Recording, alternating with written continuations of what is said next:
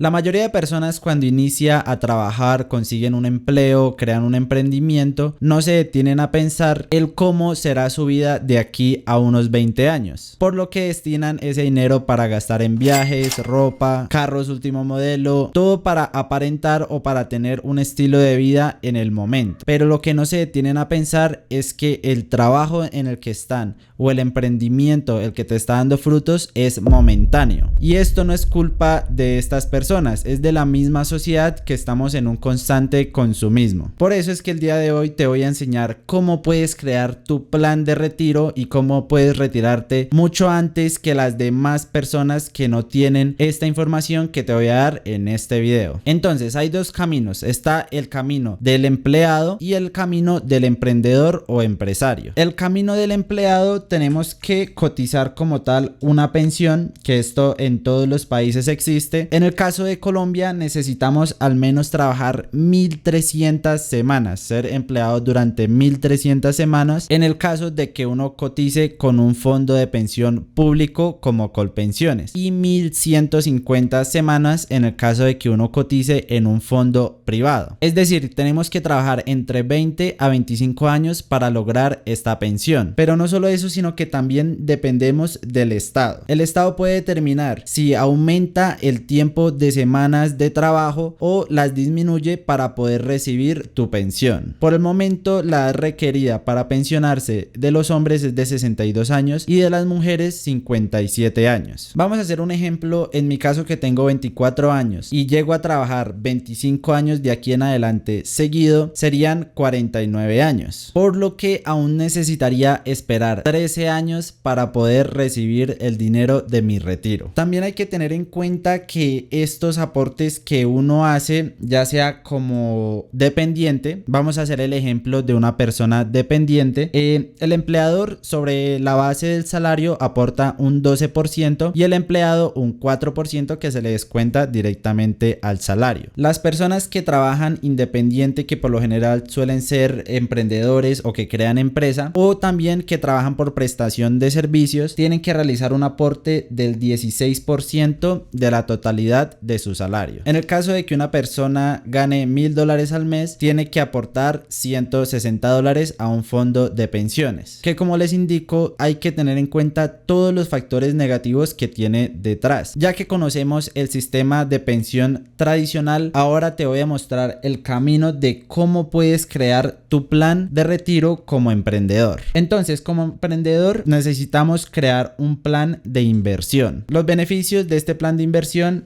es que no tienes un mínimo de tiempo para retirar tu dinero. Por ejemplo, si tú tienes destinado a trabajar hasta los 50 años, no necesitas esperar hasta los 62 para hacer uso de tu dinero. En este caso lo controlas tú mismo, no dependes de ninguna entidad, no dependes de pronto de que el Estado aumente la edad para poder recibir tu pensión, que aumente las semanas para poder recibir tu pensión, o este tipo de casos que se ha visto últimamente. Y pues como tal, el límite de edad, lo que te digo, lo puedes definir tú, si te quieres retirar a los 50, a los 55. Esto totalmente depende de tu situación. Vamos a mirar cómo podemos aportar o cómo podemos definir el aporte que vamos a realizar a nuestro plan de inversión. Entonces vamos por aquí. El primer paso que tenemos que hacer es definir nuestros ingresos. Entonces tienes que definir cuántas fuentes de ingreso tienes. En mi caso, pues tengo ingresos por la agencia de viajes, el alquiler de cuatrimotos, que ha sido los videos que les he dado contexto anteriormente, y también tengo unas cabañas las cuales alquilo y también me generan un ingreso. Lo que yo hago personalmente en cada modelo de negocio es fijar los costos de la agencia de viajes, fijar gastos de la agencia de viajes, todo por separado, no lo incluyo todo en uno, sino a cada modelo de negocio le estoy calculando costos, gastos, y ya como tal genera una utilidad neta, y esa utilidad neta es la que yo contemplo para definir mis ingresos. El segundo paso es definir los gastos. Entonces aquí hay dos ítems, los gastos fijos y los gastos variables. ¿Qué contemplan los gastos fijos? Puede ser un arriendo, pueden ser los servicios públicos, puede ser el mercado. Todo esto son gastos fijos, los cuales no varían durante el mes. Y el segundo ítem son los gastos variables. Los gastos variables yo los determino como gastos que realmente puede que se presenten o puede que no. Puede ser, no sé, el combustible del vehículo, puede ser algún repuesto, puede ser alguna una salida el fin de semana, ya sea cine o cualquier tipo de plan. Este tipo de cosas son los gastos variables y destino un 20% a este ítem. Y el tercer ítem que tenemos que definir es un ahorro de emergencia, o que yo personalmente lo hago. ¿Para qué es este ahorro de emergencia? Por si surge algún imprevisto, como les digo, si se daña de pronto algo, algún vehículo. También me gusta tener este dinero para no quedarme completamente sin dinero durante el mes. También esto puede servir para un ahorro para comprar, ya sea, no sé, un celular, para mejorar mi estilo de vida o ese tipo de cosas. Este 20% lo destino para eso, para más que todo el uso personal, y si no lo uso, pues ahí lo tengo como ahorro. Entonces ahora vamos a hacer el ejemplo práctico. Esto como tal pues no es propio, es un ejemplo, y que cada persona tiene que hacer el trabajo de definir estos tres ítems para saber cuánto porcentaje puede destinar a su inversión de retiro a largo plazo. Entonces vamos a definir como tal, digamos que la fuente de ingresos son $1000, es el 100% de los ingresos. Como les indicaba anteriormente, aquí es el ingreso neto de cada modelo de negocio. Ya en cada modelo de negocio resté gastos, resté costos y todo lo demás. Esto ya es ingreso neto. Entonces, si a estos $1000 le restamos el 60% que suman los gastos fijos y variables, que son $600, y le restamos el 20%, que este 20%, como les digo, es un ahorro de emergencia, un ahorro ya sea de pronto para mejorar el estilo de vida o independientemente para lo que sea, siempre me gusta tener este 20% en mi cuenta para tampoco quedarme sin dinero. Entonces le restamos estos otros $200 y me queda un 20%, que en este caso son $200. Ahora bien, hay que tener en cuenta que uno como emprendedor no siempre va a tener estos ingresos, no siempre va a ser el ingreso fijo de $1000. Esa es la diferencia a un empleo. Muchos meses pueden ser de 2000, 2500, otros meses pueden ser de, no sé, 600, $800, por lo que este trabajo yo lo hago todos los fines de mes. Es decir, el 30 de cada mes yo lo que hago es definir la utilidad neta de todos los modelos de negocio. Reviso pues los gastos, por lo general los gastos fijos, esto sí el valor no aumenta porque como tal son fijos. Este porcentaje, el porcentaje en el caso de que uno gane, no sé, 2000, pues obviamente el de gastos fijos va a disminuir. ¿Por qué? Digamos que mis gastos fijos entre arriendo, mercado y demás son $400. Si yo gano $2000, no voy a gastar ahora $800, va a seguir en los mismos $400. A lo que voy es que mes a mes estos $200 pueden variar. Por ejemplo, en el caso de que un mes gane $2000, lo que va para el fondo de inversión y el fondo de retiro a largo plazo no son siempre los $200, sino que en este caso que hubiera ganado $2000, hubiera aportado al fondo de retiro $400. Entonces, para dejar en claro eso, ahora vamos a pasar el cómo vamos a invertir a largo plazo este porcentaje que nos va a sobrar de nuestros ingresos. Entonces, por este lado tenemos tres tipos de inversión. Tenemos una inversión de riesgo alto. La inversión de riesgo alto por lo general nos da una rentabilidad alta sobre el capital que invertimos, pero también el riesgo de perderlo es alto. ¿Qué tipos de inversión se encuentran en este tipo de riesgo? Inversión puede ser como en criptomonedas, ya sea Bitcoin, Ethereum, Solana. Este tipo de inversión es bastante arriesgado,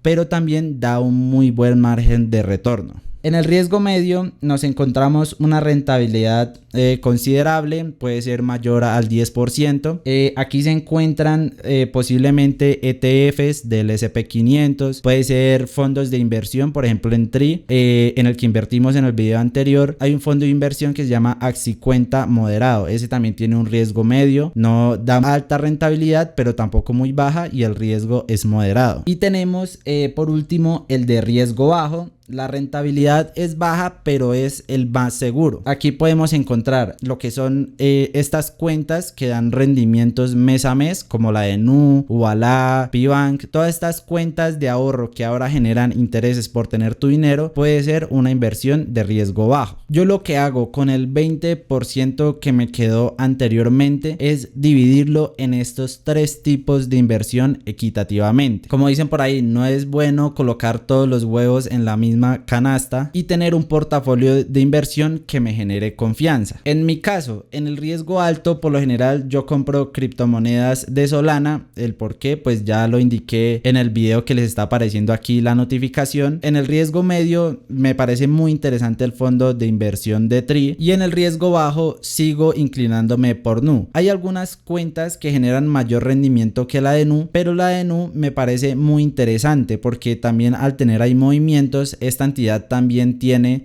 el apartado de tarjeta de crédito. Entonces, al ver buenos movimientos por este lado de la experiencia crediticia, también me va a favorecer. Y muchos se van a preguntar, y bueno, ¿cuál es el resultado de hacerlo de esta manera? Entonces, ahora vamos a pasar a ChatGPT dando unos datos en promedio, porque realmente es muy difícil calcular cuánto dinero voy a tener de aquí a 20 años. ¿Por qué? Por lo que les decía anteriormente, este monto, este 20% siempre va a ser sobre mi salario o sobre mis ingresos, pero mis ingresos varían. Lo que les digo, uno como emprendedor, hay meses muy buenos y hay meses muy malos. No tengo que obligatoriamente todos los meses dar los $200, porque por ejemplo, de pronto si tuve un mes malo de $500, lo que voy a aportar acá son $100. Esto es lo que me gusta también de crear este portafolio de inversión, que no me obliga todos los meses a tener que aportar lo que es el 16% como una persona independiente lo haría. Entonces pues le da más flexibilidad a uno de poder invertir de mejor manera. Así que vamos a hacer un promedio y una proyección a 20 años de cuánto podríamos tener en nuestro plan de retiro. Entonces bueno, aquí en ChatGPT le planteé un ejemplo con un promedio de aportes de $200 al mes durante 20 años con una tasa de interés anual del 20%, y este interés es compuesto aplicado una vez al año, que es cuando finaliza el año. ¿Qué quiere decir que es un interés compuesto? Que como tal de este fondo yo nunca voy a retirar dinero, sino que los voy a dejar para que el siguiente año se genere intereses sobre ese capital. Entonces aquí dice los supuestos: aportes $200 mensuales, más o menos $2.400 al año, el interés anual del 20% compuesto una vez al año, duración 20 años, y lo que les digo, el interés aplicado sobre el total acumulado al final de cada año. El interés lo coloqué del 20%, ¿por qué? Porque por lo general las criptomonedas suelen tener un rendimiento del 30, 50, 100% anual. En el caso de la inversión moderada, como el fondo de Tree, puede dar un 12% anual, y en el caso de la inversión de riesgo bajo es aproximadamente